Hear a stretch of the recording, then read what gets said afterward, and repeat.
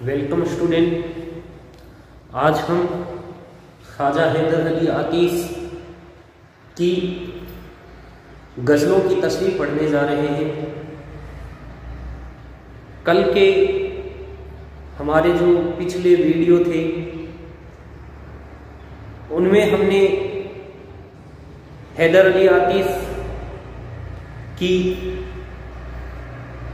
غزل گوئی پر مختصر چرچا کی تھی، ان کی حیات زندگی پر مختصر چرچا کی تھی، ان کا مختصر سا تعارف کیا تھا۔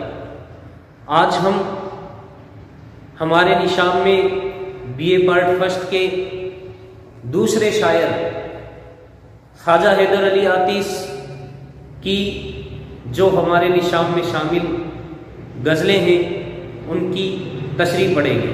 تو چلیے پہلی غزل ہے، اس سے ہم شروع کرتے ہیں۔ پہلی غزل ہے ان کی، حباب آشا میں دم بھرتا ہوں تیری آشنائی کا، نہایت غم ہے اس قطرے کو دریا کی جدائی کا۔ یہاں خدا سے اپنی محبت کا اظہار کر رہے ہیں، جو شاعر ہیں وہ اپنی محبت کا اظہار کر رہے ہیں اور اس کے ساتھ اپنی حیثیت سے بھی واقف ہے کہ میں فانی ہوں، یعنی خود کو بلبلے آشا ہوں۔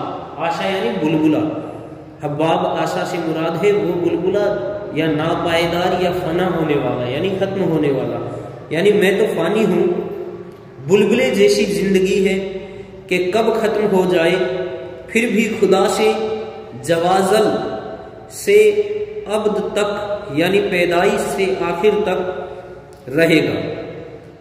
قربت اور پھر الگ ہونے کا غم ان کو ستا رہا ہے کہ میں ایک قطرہ ہوں جو کہ سمندر سے الگ ہو گیا، اس پر سخت غم ہے کیونکہ خدا کی ذات سمندر کی مانند ہے، یعنی خدا کو جو ذات ہے اس کو سمندر کے مانند کہا ہے، اس سے الگ ہوا ایک چھوٹا سا قطرہ ہوں، بلبلا ہوں جو فنا ہونا ہے، آخر میں پھر سے وہ بلبلا پانی میں مل جاتا ہے، جیسے پانی میں بلبلا آ جاتا ہے اور چھوٹا سا اس کا ایک عرصہ ہوتا ہے جس عرصے میں وہ پھوٹ کر ختم ہو کر فنا ہو کر پھر سے اپنی اسی خدائے حقیقی سے جا کر مل جاتا ہے، یا سمندر میں جس طرح سے بلبلا اٹھ کر پھر سے اس میں مل جاتا ہے، اسی مانند انہوں نے اشارہ کیا ہے، اسی طرف انہوں نے اشارہ کیا ہے کہ ہماری یہ جو زندگی ہے وہ فانی زندگی ہے، ختم ہونی ہے، ایک دن ہمیں پھر سے اپنے حقیقی اپنے خدا سے یا اپنی محبوب سے ملنا ہے۔ اگلا شعر ہے، اسیر اے دوست تیرے عاشق و معشوق دونوں ہیں، گرفتار آہنی زنجیر کا یا وہ تلائی کا۔ یہاں تلائی لفظ استعمال کیا ہے سنہری سے، یعنی سونے جیسا۔ یہاں اپنے عاشق معشوق کی چرچا کرتے ہوئے کہہ رہے ہیں کہ اے خدا، چاہے وہ عاشق ہو یا معشوق، سب تیرے ہاتھ گرفتار ہیں، یعنی تیرے آگے سب جھکتے ہیں، تیرے ہاتھوں میں سب گرفتار ہیں، سب تجھ پر عاشق ہیں، یعنی سب تجھ سے عشق ضرور کرتے ہیں، بس فرق یہ ہے کہ جس نے دنیاوی عشق کیا اس کے ہاتھوں میں لوہے کی ہتھکڑی آئی، اور جس نے حقیقی یعنی خدا سے عشق کیا تو وہ سنہری ہتھکڑیوں میں جکڑا گیا۔ فرق اتنا ہی ہے کہ جس نے دنیا میں عشق کیا، دنیاوی عشق کیا، اس کے ہاتھوں میں لوہے کی کڑی بتا رہے ہیں. یعنی پیچھے لکھا ہے کہ اسیر اے دوست تیرے عاشق و معشوق دونوں ہیں، گرفتار آہنی زنجیر کائے وہ تلائی کا. یعنی کہہ رہے ہیں یعنی کوئی آہنی زنجیر میں گرفتار ہے اور کوئی سنہری زنجیر میں، ہتھ کڑی میں گرفتار ہے. فرق اتنا ہے، دنیاوی عشق کرنے والا لوہے کی زنجیر میں ہے، جکڑا ہوا ہے، اور حقیقی یعنی خدا سے عشق کرنے والا سونے کی ہتھ کڑی میں جکڑا ہوا ہے. اگلا شعر، تعلق روح سے مجھ کو جسد کا ناگوار ہے، ناگوارا ہے، زمانے میں چلن ہے 4 دن کی آشنائی کا. یہاں جسد یعنی جسم سے مراد لیا ہے. کہہ رہے ہیں کہ یہ جو جسم ہے یہ خاکی ہے، یعنی خاک سے بنا ہوا ہے، تو ایک خاکی جسم کی حرکت کے لیے روح ضروری ہے جس سے زندگی کا وجود قائم ہے. لیکن آتش اس بات کو پسند نہیں کرتے، کیونکہ جس طرح دنیا کی روایت ہے 4 دن کی چاندنی باقی اندھیری رات، بالکل اسی طرح ایک دن جسم اور روح کا تعلق ختم ہو جائے گا. وہ اسی طرح عشق کو ناپسند کرتے ہیں، اسی لیے کہ عاشق و معشوق میں جو روح و قالب کا تعلق ہے اس کو پسند نہیں کرتے کہ ایک دن یہ بھی ختم ہو جائے گا. یعنی یہ جو دنیاوی عشق ہم کر رہے ہیں یہ ایک دن فنا ہونا ہے. اصل عشق ہے کس سے؟ اپنے حقیقی، اپنے خدا سے عشق. اس کو بتایا ہے کیونکہ وہ مرنے کے بعد بھی اور زندگی میں جیتے ہوئے بھی ہمارے ساتھ ہے. یعنی روح کو اس سے جوڑنا، روح نکل کر جائے گی، جسم کیا ہو جائے گا؟ خاک میں مل جائے گا. اگلا شعر، فراق یار میں مر کے آخر زندگانی کی، رہا صدمہ ہمیشہ روح و قالب کی جدائی کا. پھر سے یہاں قالب یعنی سانچہ بتایا ہے. یہ جو ڈھانچہ ہے جسم نما، اس جسم نما ڈھانچے سے بھی اس نے جو روح کا تعلق بتایا ہے وہ ہے. پھر یہاں اپنے محبوب سے کلام کر رہے ہیں، کہہ رہے ہیں خدا سے، جدا ہونے کے بعد ہم نے زندگی کس طرح بسر کی یہ ہم ہی جانتے ہیں. ہم نے 100 بار مر کر زندگی بسر کی، اور ہمیشہ ہم کو اس بات کا غم رہا ہے کہ ہمارے جسم سے ہماری روح یعنی محبوب کی یاد جو جدا ہو گئی ہے وہ کس طرح وشال میں تبدیل ہو اور زندگی میں پھر کیسے خوشیاں آئیں. یعنی یہ چاہ رہے ہیں کہ روح جو قالب کا جو رشتہ ہے، دل اور روح کا جو رشتہ ہے جو ہماری محبوب کی یاد میں جڑا ہوا ہے وہ جدا ہو چکا ہے، اور اس بات کا انتظار کر رہے ہیں کہ کب وہ پھر سے ملن میں، وصال میں تبدیل ہو اور پھر وہی خوشیاں لوٹ کر واپس آئیں. اگلا 5واں شعر، ہوئی منظور محتاجی نہ تجھ کو اپنے شائل کی، شائل یعنی سوال کرنے والا. پھر سے لکھتے ہیں کہ ہوئی منظور محتاجی نہ تجھ کو اپنے شائل کی، بنایا کاشائے شر واژگوں کا سرگدائی کا. یہاں کاشائے شر سے مانا ہے کھوپڑی، جو کھوپڑی ہوتی ہے ہماری کاشائے شر کہلاتا ہے. اور ایک لفظ استعمال کیا ہے واژگوں، واژگوں کا معنی ہوتا ہے منحوس یا اندھا.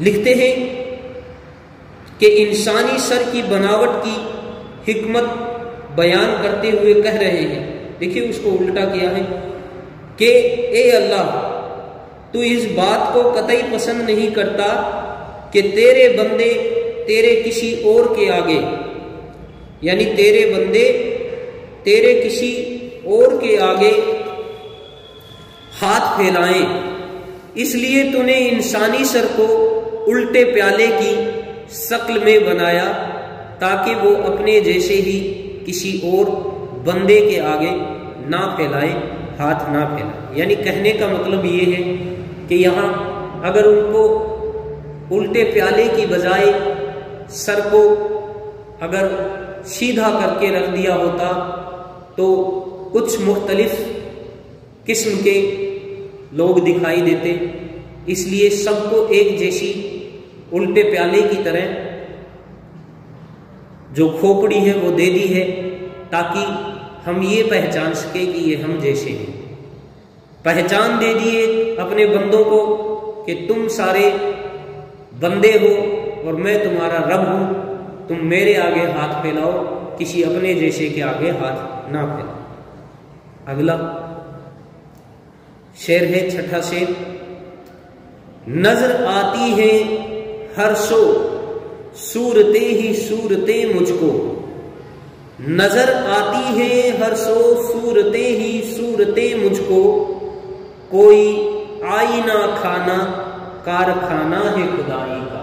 یہاں آئینہ کھانا اس گھر سے مراد لیا گیا ہے جس میں چاروں طرف آئینے ہی آئینے لگے ہوں، یعنی ہر طرف آئینے لگے ہوں، جس میں چاروں طرف آئینے لگے ہوں اسے آئینہ کھانا کہا ہے۔ لکھتے ہیں آتش یہاں کہہ رہے ہیں کہ میں نے دنیا میں آنے کے بعد، یعنی لکھتے ہیں دیکھیں نظر آتی ہے ہر سو صورتیں ہی صورتیں مجھ کو، یعنی میں نے جب میں دنیا میں آیا تو دنیا میں آنے کے بعد دیکھا تو ہر چہار جانب یعنی چاروں طرف صورتیں ہی صورتیں نظر آتی ہیں، گویا کہ یہ دنیا انسانی شیش محل ہے، یعنی ایسا لگتا ہے جیسے کہ یہ دنیا کیا ہے، انسانی شیش محل جس میں چاروں طرف شیشے لگے ہیں اور اپنی جیسی ہی شکلیں سب کی دکھائی دے رہی ہے، جدھر نظر ڈالیں شیشے میں انسانی شکل ہی نظر آتی ہے جس کا بنانے والا خدا ہے۔ اگلا ساتواں شعر، نکل اے جان تن سے تا وصال یار حاصل ہو، نکل اے جان تن سے تا وصال یار حاصل ہو، چمن کی شیر ہے انجام بلبل کی رہائی کا۔ آتش پھر اپنے محبوب سے ملنے کے لیے بڑے خواہش مند ہیں، کہہ رہے ہیں کہ میری یہ جو خواہش ہے یہ اپنے محبوب سے ملنے کی ہے، اس وجہ سے اپنی دعا کر رہے ہیں کہ اے روح جتنی جلدی ممکن ہو سکے اس جسم کو یا اس جسم کے پنجرے سے آزاد ہوتا، یعنی اپنی روح سے کلام کر رہے ہیں، کہہ رہے ہیں کہ اے روح جتنی جلدی ہو سکے تو اس پنجرے سے نکل جا، جسم نما جو پنجرہ ہے اس پنجرے سے، اس سانچے سے، اس ڈھانچے سے باہر نکل، تاکہ لکھتے ہیں تاکہ اپنے محبوب سے ملاقات کر سکوں، اپنی روح کو بلبل سے تسبیح دے رہے ہیں اور اپنے جسم کو پنجرہ بتا رہے ہیں کہ جس طرح ایک بلبل آزاد ہو کر چمن کی سیر کرتا ہے، میری روح بھی آزاد ہو کر چمن یعنی جنت کی سیر کرے، اس طرح سے انہوں نے روح کو بلبل سے اور جسم کو پنجرے سے تشبیہ دی ہے۔ آٹھواں شعر، وصال یار کا وعدہ ہے فردائے قیامت پر، وصال یار کا وعدہ ہے فردائے قیامت پر، یقین مجھ کو نہیں ہے غور تک اپنی رہائی کا۔ دیکھیے یہاں انہوں نے فردائے قیامت یعنی قیامت کے دن کا ذکر کیا ہے، کہہ رہے ہیں اپنے محبوب سے جب ہم نے وصال کی بات کہی تو اس نے قیامت کے دن ملنے کا وعدہ کر لیا، یعنی وعدہ کیا، خدا کو اپنا محبوب بتا رہے ہیں کہ جب ہم ہمارے محبوب کے سامنے ہوں گے وہ دن قیامت کا دن ہوگا، یعنی تب تک ہم کیا ہیں، دور میں قید رہیں گے، دور یعنی قبر میں قید رہیں گے۔ لکھتے ہیں کر لیا وعدہ تو کر لیا لیکن قیامت تک ہم سے صبر نہیں ہوتا ہے، یہاں تک کہ مجھے اپنی قبر تک کا سفر بھی کافی طویل لگ رہا ہے، یعنی یہاں ابھی تو زندگی میں مرنے تک کا سفر بہت زیادہ بڑا لگ رہا ہے، تو بھلا قیامت کا جو سفر ہے وہ کتنا لمبا ہوگا۔ اگلا 9واں شعر، شکست خاطر احباب ہوتی ہے درست اس سے، شکست خاطر احباب ہوتی ہے درست اس سے، توجہ میں تیری یار اثر ہے مومیائی کا۔ یہاں دو لفظ آیا ہے شکست خاطر۔ شکست خاطر سے مراد ہے ہارا ہوا دل، خاطر کا معنی ہوتا ہے دل، اور شکست یعنی ہارا ہوا۔ ایک لفظ آیا مومیائی، یہ ایک طرح کی دوا ہوتی ہے جو موم کی طرح نرم ہوتی ہے، جس سے کسی زخم میں جلدی آرام مل جاتا ہے۔ لکھتے ہیں اس میں شاعر اس دوا کے اثر اور کام کے بارے میں کہہ رہا ہے کہ افسردہ اور رنجیدہ دل احباب کے دلوں کی رنجیدگی اور افسردگی تیری نظر کرم کی محتاج ہے، جس میں مومیائی کا سا اثر ہو جو کہ دکھ اور تکلیف سے چھٹکارا دلا سکے، تو جلد از جلد ہم پر اپنی توجہ بھری نظر ڈال دے تاکہ ہم کو سکون مل سکے۔ یعنی اپنی موت کو یاد کر رہے ہیں اور موت کو بلا رہے ہیں کہ جلد تا جلد ہماری روح کو ہمارے جسم سے الگ کر لے اور جلد تا جلد قیامت کو اتار دے تاکہ ہم جلدی سے تیرا دیدار کر سکیں۔ 10واں شعر لکھتے ہیں، دل اپنا آئینہ سا صاف عشق پاک رکھتا ہے۔ بڑی ہی سادہ سلیس زبان کا استعمال کر رہے ہیں۔ لکھتے ہیں دل اپنا آئینہ سا صاف عشق پاک رکھتا ہے، تماشا دیکھتا ہے حسن اس میں خود نمائی کا۔ اس شعر میں شاعر اپنے دل اور عشق کی پاکی کے تعلق سے کہہ رہے ہیں کہ ہمارا دل تو بالکل آئینہ کی طرح صاف ہے، یعنی اپنے دل کی پاکی کا بیان کر رہے ہیں، اور عشق بالکل معصوم اور پاک ہے،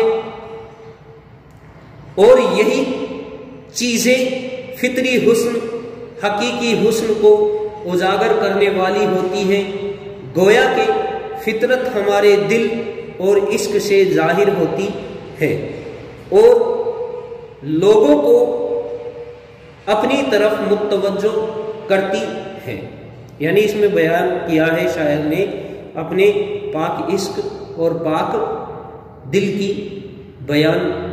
کی گواہی دے رہے ہیں اور کہہ رہے ہیں کہ یہ اپنی طرف یعنی حقیقی اس حسن کو اجاگر کرنے والی ہوتی ہے، گویا کہ فطرت ہمارے دل اور عشق سے ظاہر ہوتی ہے۔ اگلا 11واں شعر، آخری شعر اس غزل کا، نہیں دیکھا ہے لیکن تجھ کو پہچانا ہے آتش نے، نہیں دیکھا ہے لیکن تجھ کو پہچانا ہے آتش نے، بجا ہے اے صنم جو تجھ کو دعویٰ ہے خدائی کا۔ لکھتے ہیں خدا کی وحدانیت کا، ایک ہونے کا اقرار کر رہے ہیں اور اس کی جلوہ گری کو دیکھ کر اس میں غور و فکر کر کے آتش کہہ رہے ہیں کہ اے خدا، میں نے تجھ کو دیکھا تو نہیں ہے لیکن پہچان چکا ہوں، اور جو تو اپنے خدا ہونے کا دعویٰ کرتا ہے اس میں تو بالکل حق بجانب ہے، کیونکہ ہر چیز میں تیری ہی جلوہ گری نظر آتی ہے۔ یعنی ہر چیز کو جس کو دیکھتا ہوں چاروں طرف تیری جلوہ گری نظر آتی ہے۔ تو نے کتنی حسین دنیا بنائی ہے، اس دنیا والوں کو تو نے کتنا حسین بنایا ہے۔ آخر کار اس حسین دنیا کو جب دیکھتا ہوں تو مجھے تیرے ایک ہونے کا پورا وشواس ہو جاتا ہے، پوری طرح سے اس بات کا میں اقرار کرتا ہوں، میں نے تجھے پہچان ضرور لیا ہے کہ تو ایک ہی ہے جو اتنا بڑا جلوہ دکھا سکتا ہے۔ اگلا شعر، اگلی غزل ہے، دیکھیے غزل نمبر 2، دیکھیے دوسری غزل کا پہلا شعر لکھتے ہیں، فریب حسن سے گبرو مسلماں کا چلن بگڑا، فریب حسن سے گبرو مسلماں کا چلن بگڑا، خدا کی یاد بھولا سیکھ بت سے برہمن بگڑا۔ دیکھیے یہاں فریب حسن یعنی حسن یا اس کا فریب بتا رہے ہیں. گبرو سے مراد ہے نوجوان. لکھتے ہیں اس کی تصریح شروع کرتے ہیں. دیکھیے شاعر اس میں کیا بتا رہے ہیں. لف و نثر غیر مرتب کی مثال ہے، لف و نثر کی مثال ہے یہ. دیکھیے لکھتے ہیں شاعر کیا بیان کر رہے ہیں کہ دنیا میں حسن ایسی چیز ہے جس کو حاصل کرنا ہر شخص چاہتا ہے، کہ نوجوان لوگ جو مسلمان ہونے کا دعویٰ کر رہے ہیں اس حسن کے فریب میں پڑھ کر اپنی عادتیں بگاڑ لیں. یہاں تک کہ شیخ اور برہمن یعنی جو شیخ ہیں اور جو برہمن ہیں بھی اس کی چاہت میں اپنی عادت کو بھول کر اس کے پیچھے لگ گئے ہیں. یعنی یہاں انہوں نے لف و نثر فریب حسن کو پہلے ایک جگہ کیا ہے، پھر دیکھیے شیخ برہمن مسلمان یعنی ان سب کو الگ الگ کر کے لف و نثر کی یہ مثال دی ہے. کہتے ہیں کہ جو گبرو مسلمان نوجوان مسلمان تھے وہ بگڑ گئے، اور خاص طور سے جو شیخ اور برہمن تھے وہ لوگ بھی اس سے حسن کے جال سے حسن کی چال سازیوں سے بچ نہیں پائے. اگلا شعر. قبائے گل کو پھاڑا جب مرا گل پیرہن بگڑا، بن آئی کچھ نہ گونچے سے جو وہ گونچا دہن بگڑا. یعنی چھوٹا سا گونچا بگڑ گیا جو چھوٹے منہ والا تھا. لکھا ہے شعر میں دیکھیے گونچائے دہن. گونچائے دہن سے مراد یہاں معشوق سے لے رہے ہیں، یا اس کو ہم چھوٹے منہ والا بھی کہہ سکتے ہیں. شعر میں لکھتے ہیں پیرہن سے مراد ہے پوشاک یا لباس. دیکھیے جس طرح سے ایک کلی جب گونچا بن جاتی ہے تو اس کا لباس ہرا کھول پھٹ جاتا ہے، یعنی جو اوپر لباس ہوتا ہے وہ پھٹ جاتا ہے اور کلی اپنا وجود ختم کر لیتی ہے. اسی طرح سے جب معشوق یعنی گونچائے دہن بگڑتا ہے تو گونچا کا وقار بھی مجروح ہوتا ہے اور وہ کھل جاتا ہے. یعنی وہ کیا ہو جاتا ہے، کھل کر بڑا ہو جاتا ہے اور پھول میں تبدیل ہو جاتا ہے. یہاں انہوں نے لفظ استعمال کیا ہے کملا جاتا ہے یعنی کھل جانا. تیسرا شعر. نہیں بے وجہ ہنسنا اس قدر زخم شہیداں کا، نہیں بے وجہ ہنسنا اس قدر زخم شہیداں کا، تیری تلوار کا منہ کچھ نہ کچھ اے تیغے زن بگڑا. یہاں شعر میں شاعر نے زخم شہیداں یعنی مقتول کا جو زخم ہے اس کی چرچا کی ہے، شہید کا جو قتل ہوا ہے اس کی جو زخم ہے اس کا ذکر کیا ہے. لکھتے ہیں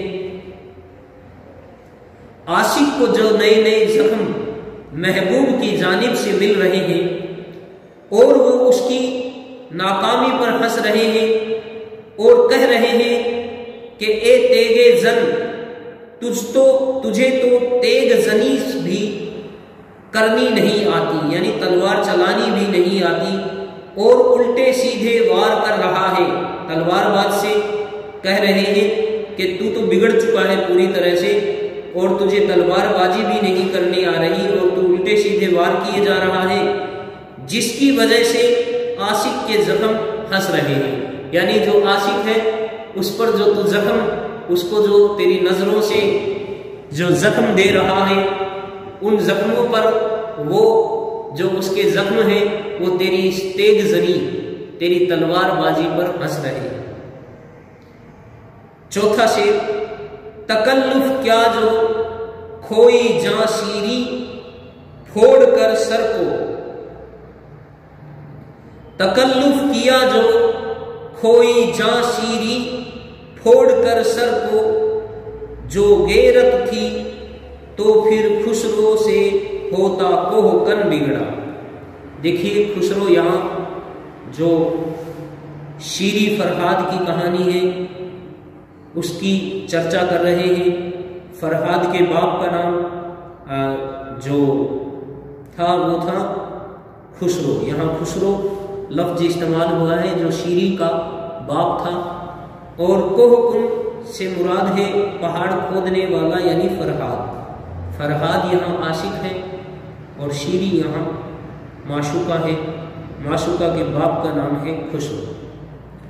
شیری نے اپنے سر کو پھوڑ کر، یعنی تکلف سے مراد ہے شرم کرنا، یعنی شیری نے اپنے سر کو پھوڑ کر شرم کی وجہ سے جان دے دی، تو اس کی موت کی خبر سن کر اگر کوہ کن یعنی فرہاد جو پہاڑ کھود رہا تھا کے اندر تھوڑی سی بھی ہمت ہوتی تو پھر وہ خسرو شیری کے باپ سے ناراض ہوتا، جس کی طرف سے فرہاد تک غلط خبر پہنچی، لیکن ایسا نہ ہوا اور اس نے بھی اپنی جان دے دی۔ تلمیح کا شعر ہے، پرانا واقعہ استعمال کیا گیا، اس لیے یہ تلمیح ہے۔ کوئی بھی حادثہ، کوئی واقعہ، کسی بھی پرانی روایت کا جب استعمال کیا جائے تو وہ تلمیح کا شعر کہلاتا ہے۔ 5واں شعر، تیری تقلید سے کبک دری نے ٹھوکریں کھائی، تیری تقلید سے کبک دری نے ٹھوکریں کھائی، چلا جب جانور انسان کی چال اس کا چلن بگڑا۔ یہاں کبک دری اور تقلید کا معنی ہے پیروی کرنا، اور کمک دری کا معنی ہے پہاڑی چکور۔ تو دیکھیے یہاں جانور کو انسان کی چال چلنے پر اس کی چال بگڑی ہوئی بتا رہے ہیں۔ اس شعر میں اس بات کی طرف اشارہ کیا ہے کہ جو طریقہ جس کے لیے قدرت نے طے کر دیا ہے اسی پر عمل کریں۔ اگر دوسروں کے طریقے اپنائیں گے تو خود کا فطری عمل بھی بگڑ جائے گا کہ انسانوں کے عشق کی راہ پر جب پہاڑی چکور چلا تو ناکام رہا اور اپنی فطری متوالی چال بھی بھول گیا۔ 6واں شعر، کسی کی جب کوئی تقلید کرتا ہے میں روتا ہوں، کسی کی جب کوئی تقلید کرتا ہے میں روتا ہوں، ہنسا گل کی طرح گونچا جہاں اس کا دہن بگڑا۔ شاعر لوگوں کے دوسروں کی نقل کرنے پر افسوس کرتا ہے کہ وہ دوسروں کی نقل کے چکر میں اپنا فطری عمل کھو بیٹھتے ہیں۔ مجھے اس عمل پر سخت افسوس ہوتا ہے اور رونا آتا ہے۔ اس کی مثال اس گونچا سے دے رہے ہیں جو اپنا حسن پھول کی طرح کھلنے میں کھو بیٹھتا ہے۔ اگلا شعر 7واں شعر لکھا ہے انہوں نے، کمال دوستی اندیشائے دشمن نہیں رکھتا، کمال دوستی اندیشائے دشمن نہیں رکھتا، کسی بھونرے سے کسی دن کوئی مارے یاسمین بگڑا۔ یہاں مار سے مراد ہے شام اور یاسمین چمیلی کی بیل یا چمیلی کا پھول۔ شاعر لکھتے ہیں کہ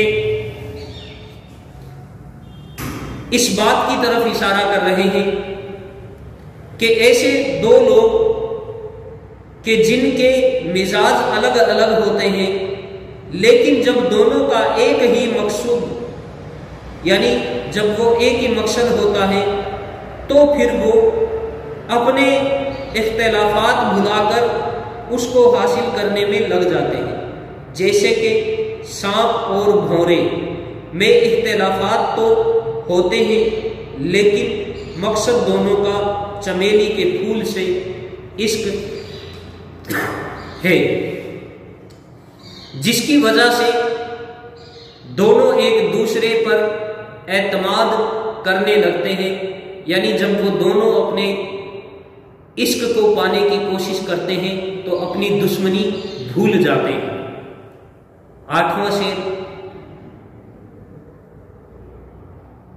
رگڑوائے یہ مجھ سے ایڑیاں غربت میں وحشت نے، یعنی رگڑوائی یہ مجھ سے ایڑیاں غربت میں وحشت نے، ہوا مسرود رشتہ جادائے راہ وطن بگڑا، یعنی پردیش میں ہیں، بیان کر رہے ہیں وحشت کا، یعنی انہوں نے یہاں جو وحشت کا لفظ استعمال کیا ہے اس کا معنی ہے دیوانگی، اور جو جادہ کا استعمال کیا ہے وہ رشتہ ہی ہوتا ہے، مسرود کا معنی یہاں بند ہے اور غربت یہاں پردیش سے مراد لے رہے ہیں۔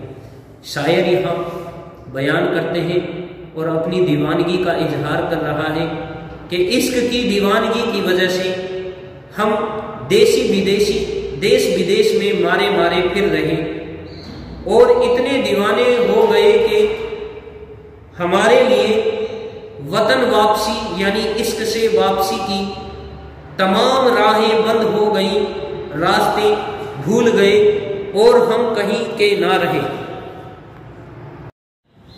اگلا شعر،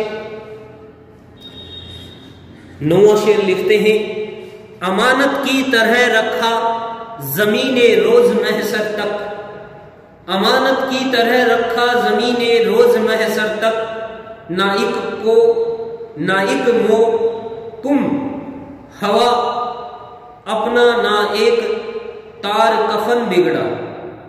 دیکھیے پھر سے شعر پڑھ رہا ہوں، امانت کی طرح رکھا زمین روز محشر تک، نہ ایک موکم و ہوا اپنا نہ ایک تار کفن بگڑا۔ شاعر یعنی یہ کہہ رہے ہیں کہ ہم میں کوئی بھی فرق نہیں ہوا، لکھتے ہیں کہ آتش اپنے بارے میں کہہ رہے ہیں کہ ہم نے جب دنیا کو الوداع کہا تو قبر نے ہم کو قیامت تک کے لیے بالکل محفوظ رکھا، ہمارے جسم اور ہمارے کفن میں کسی طرح کی کوئی کمی نہیں ہوئی، گویا کہ قبر نے ہم کو ایک امانت کے طور پر رکھا اور اس میں کسی طرح کی کوئی خیانت نہیں کی۔ دیکھیے کتنا سادہ سلیس لفظوں میں شعر لکھا ہے، ایک بار پھر سے پڑھتے ہیں۔ دیکھیے امانت کی طرح رکھا زمین روز محشر تک، نہ ایک مو کم ہوا اپنا نہ ایک تار کفن بگڑا، یعنی یہ کہہ رہے ہیں کہ جس دن ہم دنیا کو چھوڑ کر چلے گئے اس دن سے لے کر قیامت تک کے لیے زمین نے ہمیں محفوظ کر لیا، ہماری حفاظت کا ذمہ لے لیا، اور آج تک ہمارا جو کفن ہے اس کا بھی کچھ نہیں بگڑا اور ہمارے جسم کا بھی کچھ نہیں بگڑا۔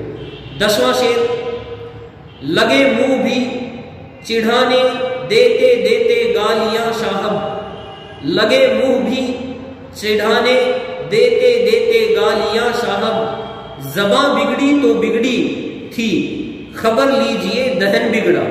محبوب کی ناراضگی پر اس کا مذاق اڑا رہے ہیں کہ اے صاحب آپ ہم کو طرح طرح کی گالیاں دیتے رہے، لیکن جب اس سے بھی تسلی نہ ہوئی تو عجیب عجیب نقلیں اتارنے لگے، جس سے آپ کی عجیب عجیب شکلیں بن گئی۔ تو اس طرف اشارہ کر رہے ہیں کہ اب تک تو ان کی زبان خراب تھی، ان کی خبر لو، کیونکہ اب ان کا منہ بھی دہن یعنی منہ بھی خراب ہونے لگا ہے۔ 11واں آخری شعر، بناوٹ کیف میں سے کھل گئی اس شوق کی آتش، بناوٹ کیف میں سے کھل گئی اس شوق کی آتش، لگا کر منہ سے پیمانہ کو وہ پیما سکن بگڑا۔ اپنے محبوب کے فریب کو ظاہر کر رہے ہیں کہ محبوب بظاہر تو شراب کو ناپسند کرتا تھا، لیکن آج اس کی بناوٹی باتوں کا پردہ فاش ہو گیا کیونکہ جو کبھی پیمانہ توڑ دیا کرتا تھا آج وہی پیمانہ کو منہ سے لگائے ہوئے ہے اور میں کے نشے میں مست ہو گیا ہے اور اسی کا دیوانہ بن گیا ہے۔ یہ ہم نے آج خواجہ حیدر علی آتش کی 2 غزلوں کی تشریح پڑھی۔ کل آگے کی باقی جو غزلیں ہیں ان کی تشریح پڑھیں گے۔